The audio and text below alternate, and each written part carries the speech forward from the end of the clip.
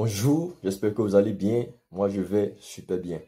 Je suis Michael Conan, votre consultant formateur Data et Power BI et je suis ravi de vous retrouver dans cette nouvelle vidéo. Alors, nous arrivons à une étape qui est très importante dans le parcours Power BI. Il s'agit de la modélisation des données. Ce n'est pas la partie la plus fun, mais elle est très importante pour avoir des rapports qui sont performants et qui affichent des résultats qui sont corrects. Voilà pourquoi il est important de comprendre tous les concepts clés en matière de modélisation des données. Qu'est-ce qu'un modèle de données? Quels sont les composants d'un modèle de données? Et qu'est-ce qu'un schéma en étoile? Dans cette vidéo, nous allons essayer de répondre à ces différentes questions.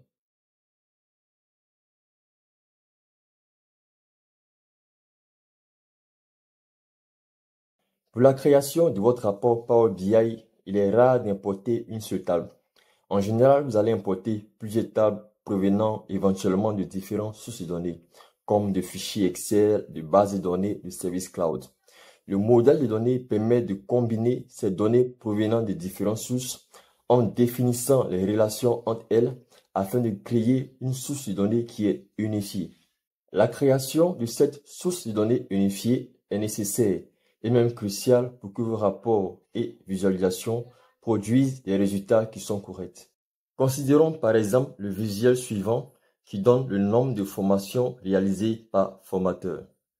Il a été créé à partir de deux tables. La table session formation qui nous a permis d'avoir le nombre de formations réalisées en comptant les ID session formation et la table formateur où on a les noms des formateurs à travers le champ nom formateur. Il s'agit de deux tables différentes, mais parce qu'on les a unies en créant une relation entre elles, on arrive à les utiliser ensemble pour créer un visuel qui nous donne le nombre de formations réalisées par formateur. Si ce lien n'avait pas été créé, voici le graphique qu'on aurait eu. C'est la même valeur qui allait s'afficher pour chaque formateur, ce qui n'est pas correct. La création de sources de données unifiées est donc cruciale et c'est ce que permet de faire le modèle de données. Les composants de base d'un modèle de données sont les tables et les relations. Une table est une structure de données organisée en lignes et en colonnes. Précisons que ce sont les requêtes dans Power Query qui deviennent des tables dans Power BI. Mais on peut également créer des tables directement dans Power BI en utilisant le langage DAX. On parle alors de tables calculées. Dans Power BI, une relation est une connexion entre deux tables sur la base d'un ou plusieurs champs communs. Comme on peut le voir ici, les tables formateur et session formation ont un champ commun. C'est le champ ID formateur. À partir de ce champ, on peut créer un lien, une relation entre les deux tables. Et grâce à cette relation, on peut créer un visuel qui nous donne le nombre de formations réalisées par formateur, bien que le champ non formateur n'existe pas dans la table session formation. Voilà un peu à quoi sert une relation. Un modèle de données dans Power BI inclut également des calculs et des hiérarchies. Dans Power BI, on peut réaliser trois types de calculs: des colonnes calculées, des tables calculées et des mesures. Vous êtes probablement déjà familier au concept de colonnes et de tables. Par contre, le concept de mesures peut être nouveau pour vous. Si c'est le cas, notez que les mesures sont des calculs dynamiques qui permettent de générer des résultats en temps réel en fonction des filtres appliqués dans votre rapport et la manière dont vous interagissez avec le rapport. Les hiérarchies dans Power BI permettent de structurer des champs de données de manière à refléter les relations hiérarchiques naturelles. Par exemple, une hiérarchie temporelle peut inclure différents niveaux. Un niveau année, un niveau mois et un niveau jour. Un autre exemple, une hiérarchie géographique peut inclure les niveaux continent, niveau pays et niveau ville. Dans Power BI, vous allez reconnaître une hiérarchie grâce à son icône arborescence. Maintenant, quel est l'intérêt de créer des hiérarchies? Eh bien, c'est justement pour vous permettre d'analyser vos données à différents niveaux de détail. Par exemple, si vous créez une hiérarchie temporelle, avec un seul visuel, vous pourrez analyser vos données au niveau année, au niveau mois, au niveau jour.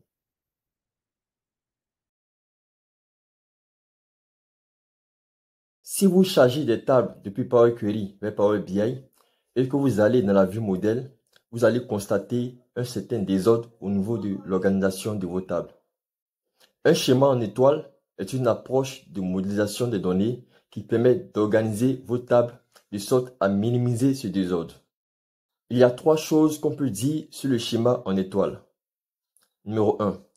Dans un schéma en étoile, les tables sont classées en 2 groupes. Table de faits et table de dimensions. Les tables de faits contiennent les données que vous souhaitez analyser, telles que les ventes, les quantités, les niveaux de stock, les revenus, les dépenses, les budgets, etc.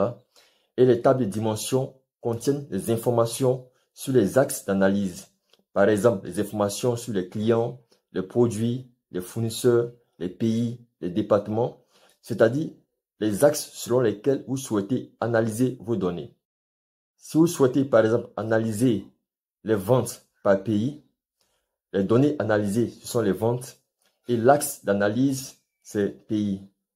Donc votre table de faits va contenir les données des ventes et votre table de dimension ici sera le pays.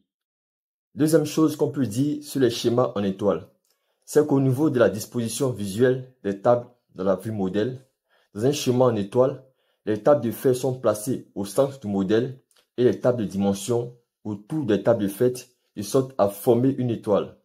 Raison pour laquelle on parle de schéma en étoile.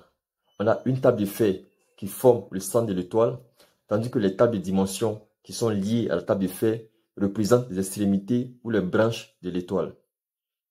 Troisième point à noter en ce qui concerne le schéma en étoile, c'est que les tables de dimension sont reliées aux tables de faits par des relations 1 à plusieurs.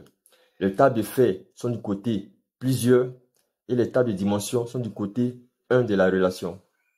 Plus tard, on aura le temps de voir c'est quoi une relation 1 à plusieurs et quels sont les types de relations qui existent dans Power BI. Ce qu'il faut retenir enfin, c'est que lors de la conception d'un modèle de données dans Power BI, il est recommandé d'utiliser un schéma en étoile comme approche de modélisation. Les raisons sont que un modèle conçu avec l'approche de schéma en étoile est plus intuitif et facile à comprendre. Aussi, les schémas en étoile peuvent améliorer les performances de vos rapports.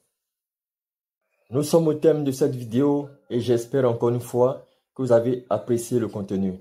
Alors n'hésitez pas à me dire ce que vous en pensez en commentaire. Comme toujours, je vous invite encore à liker, à partager cette vidéo.